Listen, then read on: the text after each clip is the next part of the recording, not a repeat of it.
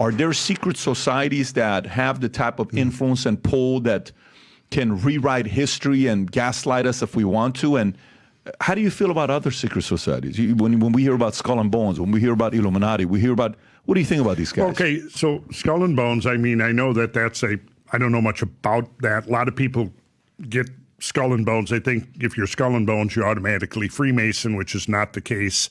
They're really completely separate. I think Skull and Bones wasn't that Yale University graduates pretty much. They may have adopted some quasi-Masonic stuff because as far as secret societies, you have to bear in mind that during some of the post-Middle Ages, during the time of like various religious suppressions and so on, I mean, to be a known Freemason was essentially a death sentence. You know, Freemasonry was suppressed for centuries. After the decline of the Gothic building period in the late 12 and early 1300s, there was a shift. The lodges back then were called operative because they actually built things. But what happened was you had this major climate shift, late 1200s, early 1300s. What made the Gothic cathedral building era possible, and I don't know if you ever toured some of the big magnificent cathedrals like Chartres or Amiens, Reims, Notre Dame, put it on your list. It's worth doing. So what happened was you had about 300 years of warm climate, abundant agriculture that came after the Dark Ages. And the Dark Ages were a time of deterioration of society. It was very cold. The Dark Ages were essentially launched around in the 500s. And it was some of the coldest weather of the last 2,000 years was, say, between 536. They say 536, the paleoclimatologists say that might have been like the coldest year of the last 2,000 years. Anyways, you had like 300 years of really, bad climate. And then that ameliorated in the 900s. The planet warmed up. That was when, the Scandinavians were colonizing Greenland and farming where it's now permafrost. And you had this long growing season. You had abundant crops.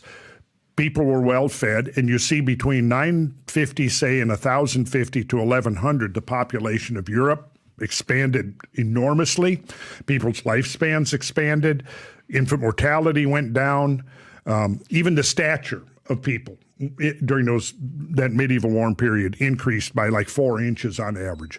Well, as a result of stature increased 4 inches on about average. that, yeah. Wow.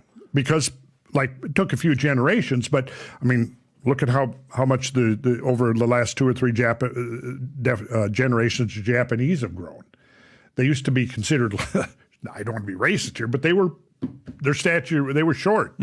But now, I don't know what happened with the Japanese, but their average stature has increased considerably in the last few. Rob could probably find a statistic on that. But my point is this: society got wealthy. And because of that wealth, they were able to undertake this tremendous enterprise of cathedral building. And then in the early 1300s, the climate flipped again and it got cold. And it started the Little Ice Age.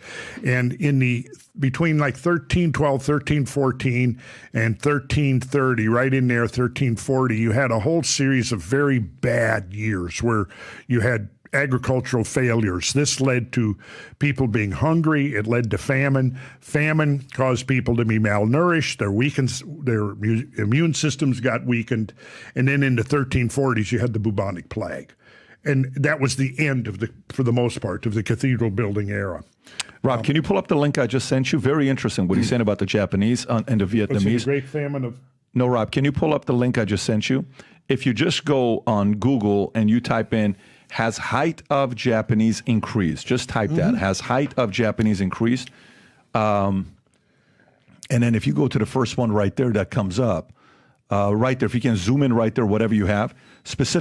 You just had specifically in the 50s, the average height of Japanese men and women was 1.5 meters and 1.49 meters, respectively 4 centimeters shorter than Vietnamese at the time. However, more than 50 years later, by 2021, height of Japanese men and women is 1.72 and 1.58, respectively, amongst highest in Asia. Interesting. Yeah. So that's what happened in the Middle Ages. And even more back then, probably. I don't remember the exact numbers, but it was part of that. It was symptomatic of just the general, improvement of society that occurred at the time. Is this food, nutrition? Yes. Okay. I think that's the primary factor. Okay. Yeah. So because of this wealth and people having leisure time and this increase, it was a considerable increase in population in Europe. That provided the environmental context that made the great Gothic cathedral building era possible, which lasted from about 1130 to about 1300. That was the peak right in there. And then it declined rapidly after that. And when the bubonic plague swept over Europe, you might look that up, Rob, to give us the exact years. I think it was around 1340, give or take a decade. That pretty much brought the whole enterprise to an end. 1346 to 1353, yeah. So it was the most fatal pandemics in human history. As many as 50 million perished, perhaps 50% of Europe's 14th century population. Yeah, so there was no more, you didn't have the labor pool. You didn't have people to quarry the stones, to carve the stones, to do the stained glass windows. You didn't have the carpenters to build, because, imagine if, half the population goes down, the other half is struggling to survive. So that was pretty much the end of that, what has been called the operative dimension of Freemasonry. But they had all of this knowledge that was, of geometry, astronomy, engineering, symbology. In order to preserve that knowledge, they became philosophical, or sometimes the term is speculative.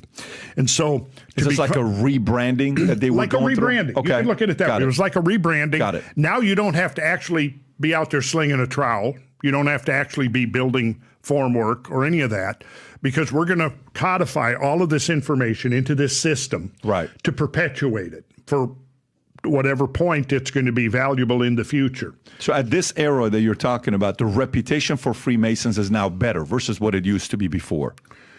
Well, yeah. So, then it went underground. After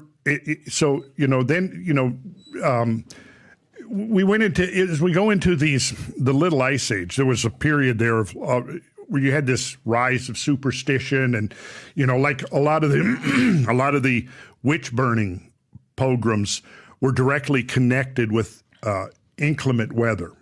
There would be a cold spell or a hailstorm, and then the priests were blaming that upon the witches. So in order to try to rectify the bad weather of the 14, 15, 1600s and so on, they were burning women at the stake.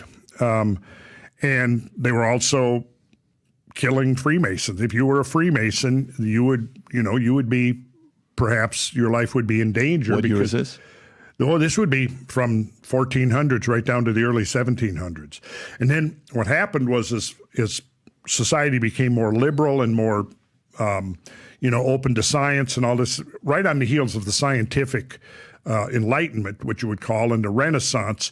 In 1717, you had 3 lodges in the United Kingdom, in the British Isles, that sort of, in a sense, went public. They joined forces. They formed what is now still to this day the Grand Lodge of Britain. I think it was 1717.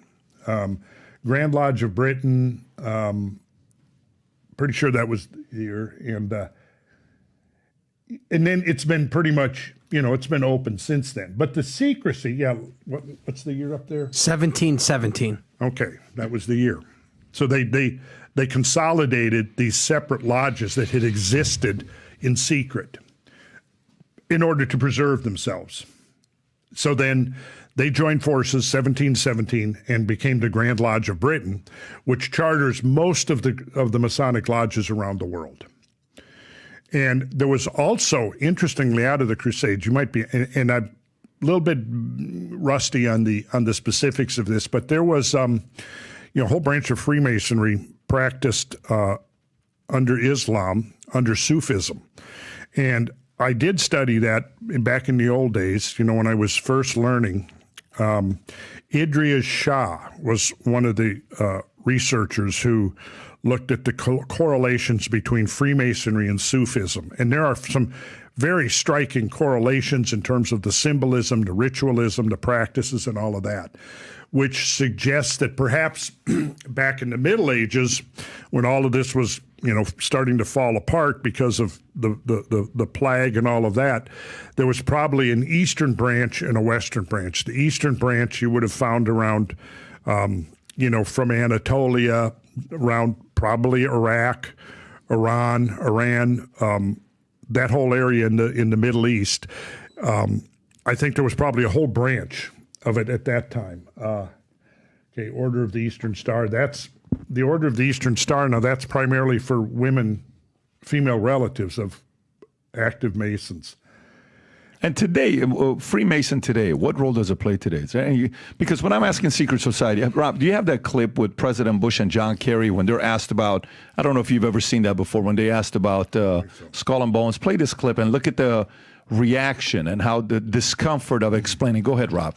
What happened to Skull and Bones, the secret society? It's so secret we can't talk about it. What does that mean for America? The conspiracy theorists are going to go on. I'm sure they are. I don't know. I haven't seen the web. Number 322? First of all, he's not the nominee. And, look, I look forward... Are you prepared to lose? No, I'm not going to lose. You both were members of Skull and Bones, a secret society at Yale. What does that tell us? Not much, because it's a secret. Is there a secret handshake? Is there a secret code? I wish there were something secret I could manifest. 322, a secret number? There are all kinds of secrets, Tim, but one thing is not a secret. I disagree with this president's direction that he's taking the country. We can do a better job, and I intend to do it. And we'll be watching. Be safe on the campaign trail. John Kerry, thanks for joining us. And we'll be right back. So he's asking both of the candidates, same question about 322, Skull and Bones. There isn't that vibe today with Freemasonry, right? It's not like people are hiding it today or uncomfortable with it. Well, there are those, who take conspiracy theories, and there are real conspiracy theories in history, but, there are those out there who are, blaming Freemasonry for everything that's going on, and that's complete BS. It's just nonsense. So, and that's my opinion, and I would challenge anybody, okay, name some names. Look at, the World Economic Forum. Look at the, anybody in the Biden administration that's name one. Just name one. The Atlantic Council, the Trilateral Commission. Go through there and just tell me some names and show me what lodges they were raised in. Because that's what's missing from all the conspiracy theories is anything specific. Why do you think Freemasonry stopped after Ford? Why did it stop after Ford? Well, I would just think that there was, a different generation. I mean, after Ford, then Carter became president. He was not a Freemason. He was a member of the, he was a Southern Baptist, but he was not a Freemason. And then, like you said, then after Carter, it was Reagan, and he was made an honorary Freemason, but he never actually went through the degrees. And then George H.W. Bush, he was not a Freemason. I think it just, it was because it was a very prominent organization from the founding of this country up until the mid-20th century. And I just think that, you had a generational turnover and, the numbers declined. Like I said, Freemasonry peaked in this country, I think right around World War II. 5 million, you said, right? Right around 5 million. Where's it at now? God, I haven't seen the latest, but it's probably declined maybe half of that, maybe 3 million. So it doesn't have the influence it once had. No.